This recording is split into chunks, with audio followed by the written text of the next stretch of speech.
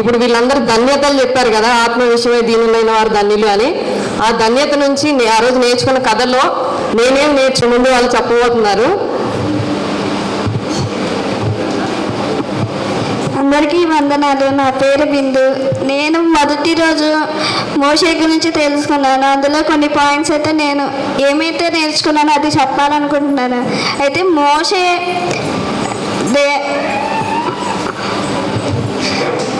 దేవుడి మాట విన్నాడు కాబట్టి ఇశ్రాయేలును బానిసత్వం నుంచి విడిపించాడు. అలాగే మోషే రాజకుమారుడిగా పెరిగాడు కాబట్టి అతనిలో ఏ గర్వం లేదు. బహుశా దేవుడు కూడా అలాగే అతనికి తగ్గింపు స్వభావం ఇచ్చాడు. అలాగే ఇశ్రాయేలు నుండి ఏలేలా నడిపాడు.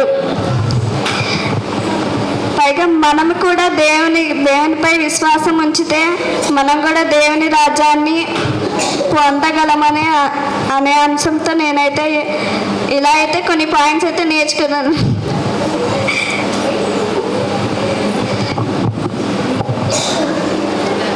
అందరికీ వందనాలు.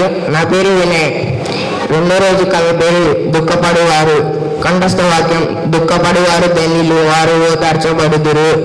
మత్తయి సువార్త 5వ అధ్యాయం 4వ వచనం. నేను ఆ కథలో నేర్చుకున్నది మరియా మార్తా లాజర్ గురించి. ఆ కథలో లాజర్ చనిపోయినప్పుడు మరియా మార్తా ఎంతగానో దుఃఖించారు. ఆ సమయంలో యేసుక్రీస్తు కూడా దుఃఖించారు. కానీ లాజర్ని సమాధి నుంచి లేపి ఆ దుఃఖాన్ని సంతోషకరంగా మారుస్తారు. అలాగే మనం కూడా ఎన్ని దుఃఖాల్లో ఉన్నా యేసును చేరితే యేసు మన దుఃఖాన్ని ఓదార్చి సంతోషకరంగా మారుస్తారు. ఇది నేను ఆ కథలో నేర్చుకున్నది. అందరికీ వందనాలు. నా పేరు అనీష్. మూడో రోజు కంఠత వాక్యం: సాత్వికులు ధన్యులు, వారు భూలోకమును స్వతంత్రించుకొందురు. సాత్వికులు అనగా శాంతంగా ఉండడం. సాత్వికులు ఎంతో స్వచ్ఛమైన హృదయం కలిగి ఉంటారు.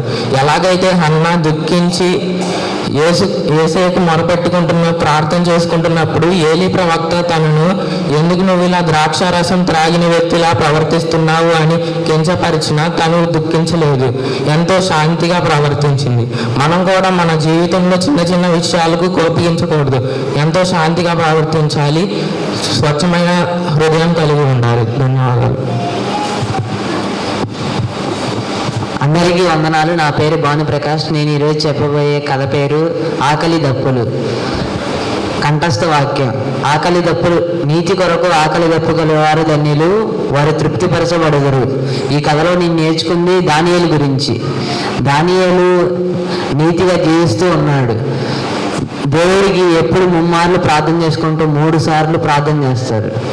అయితే కొంతమందికి అది నచ్చక వాళ్ళు ఒక శాసనాన్ని రాపిస్తారు నెబుకద్నెజర్ దగ్గర. ఆ శాసనం ఏంటంటే ఆ రాజుకు తప్పితే ఇంకెవరికి ప్రార్థన చేయకూడదని ఆ శాసనాన్ని రాపిస్తారు. అయినా దావీదు మధ్యలో ఆగకుండా నీతిగా జీవిస్తాడు, ప్రార్థన చేస్తాడు. అయినా సింహాల బోనులో వేస్తారు. వేసినప్పుడు దేవుడికి ఆయన ప్రార్థన చేసుకున్నాడు. దేవుడు అప్పుడు ఆయన దూతను అక్కడ పంపించి ఆయనకి ఏం కాకుండా చూసుకుంటాడు. ఈ కథలో నేను నేర్చుకుంది నీతిగా జీవించాలి అనేది. మనం కూడా ప్రార్థన చేసుకుంటూ బైబిల్ చదువుకుంటూ ఇలాగే నీతి కొరకు ఆకలి దప్పిక కలవారై ఉండుట నేర్చుకోవాలి. అలాగే స్టెఫెను గురించి కూడా మనం చూస్తే అతను కూడా వాళ్ళందరూ రాళ్ళతో కొడుతున్న ఆయన, దేవా వీళ్ళు ఏం చేస్తున్నారో వీళ్ళకి తెలియదు, వీళ్ళని క్షమింపు అని చెప్తారు. అప్పుడు కూడా ఆయన నీతిగానే జీవిస్తాడు. అందరికీ ధన్యవాదాలు. అందరికీ వందనాలు. నా పేరు రక్షిత్. 5వ ధన్యత: కనికరము గలవారు ధన్యులు, వారు కనికరము పొందుదురు. ఆ రోజు నేను నేర్చుకున్నది ఏంటంటే యోసేపు గురించి నేర్చుకున్నాను. యోసేపు వాళ్ళ అన్నలు తన్ని ఎంతో బాధ పెట్టారు, తన్ని ఎంతో కొట్టారు, తన్ని గృహలో పడేశారు, తర్వాత అమ్మేశారు కూడా. అంత కఠినంగా బాధపరిచిన వాళ్ళ తమ్ముడిని అలా చేశారు. తర్వాత రాజు కింద పోస్ట్కి యోసేపు వెళ్ళినప్పుడు, కరువు వచ్చినప్పుడు వాళ్ళ అన్నలు వస్తారు కదా, వచ్చినప్పుడు ఎటువంటి రివెంజ్ తీసుకోకుండా వాళ్ళు అంత హింసించినా అంత కొట్టినా కానీ వాళ్ళ మీద కనికరం చూపాడు.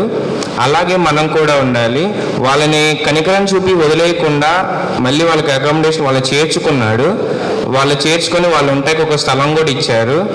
మనం కూడా మన డైలీ లైఫ్లో కూడా ఎలాంటి పరిస్థితులైనా, ఎలాంటి జనాలు మనల్ని ఎన్ని రకాలైనా బాధ పెడుతున్నా మనకి ఛాన్స్ వచ్చినట్టు మాత్రం కనికరించి వాళ్ళని వదిలేయాలి. మనం వాళ్ళకి ఇంకా ప్రేమగా నడుచుకోవాలి వాళ్ళతో. అప్పుడే వాళ్ళు కూడా మారుతారు. అందరికీ ధన్యవాదాలు. అందరికీ వందనాలు. నా పేరు చరణ్. 6వ రోజు నేర్చుకుంది హృదయ శుద్ధి గలవారు ధన్యులు, వారు దేవుని చూచెదరు. ఈరోజు కథ దావీదు గురించి నేర్చుకున్నాము. దావీదు చిన్నప్పటి నుంచి గొర్రెల కాపరిగా పెరుగుతూ వచ్చాడు. మరియు ఇజ్రాయెల్ దేశానికి రాజు. చిన్నప్పుడే గొలియాతును చంపాడు. గొలియాతును చంపినప్పుడు సౌలుకి అతని మీద కోపం ఉండేది. సౌలు దావీదుని చంపుదామని చూశాడు, కానీ దొరకలేదు. దావీదుకి ఛాన్స్ వచ్చినా కానీ సౌలుని చంపకుండా వదిలేశాడు. ప్రూఫ్గా అంగీ మొక్కను కత్తిరించుకున్నాడు. తర్వాత సౌలు కలిసి, నాకు నిన్ను చంపే ఛాన్స్ వచ్చింది అయినా చంపలేదు, కాబట్టి నువ్వు కూడా నన్ను ఎందుకు చంపాలని కోరుకుంటున్నావు? నేను నీతో చాలా చిన్నవాడిని, నేను నీకు సమానం కాదు, నువ్వు పెద్ద రాజు అని చెప్పాడు. దావీదుకి చంపాలని ఛాన్స్ వచ్చింది కానీ చంపలేదు. దేవుడు సౌలుని అభిషేకించాడు రాజుగా. దావీదు కూడా దేవుడు అభిషేకించాడు రాజుగా. సో మనకి ఛాన్స్ వచ్చినా మనం కొన్ని ఛాన్సెస్ వదిలేసుకోవాలి. ఆమేన్. అందరికీ వందనాలు. నా 7వ ధన్యత, సమాధాన పరచువారు ధన్యులు, వారు దేవుని కుమారుని నడబడుదురు. నేను నేర్చుకుంది దావీదు గురించి. దావీదు నాబాల్ దగ్గరికి సహాయం కొరకు అడిగినప్పుడు నాబాల్ మోటుగా ప్రవర్తిస్తాడు. అప్పుడు మగపిల్లలందరినీ చంపేద్దని బయలుదేరినప్పుడు అబిగయీలు బాగా వివేకంతో ప్రవర్తిస్తుంది. అలాగే గొడవ జరగకుండా సమాధాన పరుస్తుంది. మనం కూడా దేవుని కుమారుని నడపడాలంటే సమాధాన పరిచేవారుగా ఉండాలి. ఆమేన్. అందరికీ వందనాలు. నా పేరు నవ్య. 5వ రోజు కథ పేరు కనికరము. కంఠత వాక్యం, కనికరం గలవారు ధన్యులు, వారు కనికరం పొందుదురు. ఈ కథలో నేను యోసేపు గురించి నేర్చుకున్నాను. యోసేపు వాళ్ళ అన్నల పట్ల ఎంతో కనికరంగా ఉన్నాడు. ఆకలి కాల సమయంలో వాళ్ళ అన్నలకు సహాయం చేశాడు. యోసేపు జీవితం విశ్వాసం, శ్రద్ధ వంటి గుణాలకు ఉదాహరణ. అందరికీ వందనాలు. నా పేరు శృతి. 8వ ధన్యత, నీతి నిమిత్తం హింసింపబడు వారు ధన్యులు, పరలోక రాజ్యం వారిది. మత్తయి 5వ అధ్యాయం 9వ వచనం. దీని నుంచి ఏంటంటే మనం స్టీఫెన్ జీవితాన్ని ఎగ్జాంపుల్గా తీసుకోవచ్చు. ఎలాగంటే ఆయన నీతి కోసం రాళ్ళతో చంపబడ్డారు, అది అందరికీ తెలుసు. సో మనం ఏంటంటే మన చుట్టుపక్కల మనకి ఎంత ఆపోజిట్గా ఉన్నా ఈ లోకానికి భయపడకుండా దేవుని గురించి అక్కడ ప్రవక్త అందరికీ చెప్పారు. లోకంలో ఉన్న మనుషుని చూసి ఆయన ఎప్పుడు భయపడలేదు, తన నిజమైన దేవుని గురించి ప్రకటించడం మొదలుపెట్టారు. అలానే మనం కూడా మనకి ఎన్ని శ్రమలు ఉన్నా ఈ లోకానికి మనం భయపడకూడదు, ఎందుకంటే మన దేవుడు చాలా గొప్పవాడు. అంతేకాకుండా మనకి రీసెంట్ టైంలో కూడా పెద్ద ఎగ్జాంపుల్ దొరికింది కదా, ప్రవీణ్ పగడాల గారు. మన అందరికి తెలుసు ఆయన అంత నిజాయితీగా భయపడకుండా అందరి ముందు ఉన్నారు, నిలబడ్డారు అని. కానీ ఫైనల్గా ఆయనకి పెద్ద రిజల్ట్ వచ్చిందేం లేదు లోకం సైడ్ నుంచి. ఒక రాంగ్ పర్సన్ కానీ డిసైడ్ చేశారు, కానీ ఆయన చేసిన సేవను ఎవరు గుర్తించలేదు. అలాగే ఈ లోకం మనకి ఎప్పుడు రివార్డ్స్ అనేది ఏమి ఇవ్వదు, కానీ ఆయన పరలోక రాజ్యంలో దేవుడిచ్చే గొప్ప బహుమతి అనేది ఉండిద్ది. సో మనం కూడా ఎప్పుడు ఈ లోకం నుంచి మనకి ఏదో వచ్చిద్ది అని కాకుండా దేవునికి మనం ఎంత ఇవ్వగలము ఇక్కడ అనేది మనం చూడాలి, ఎందుకంటే మనకు అక్కడ మంచి గిఫ్ట్స్ అనేవి ఉంటాయి.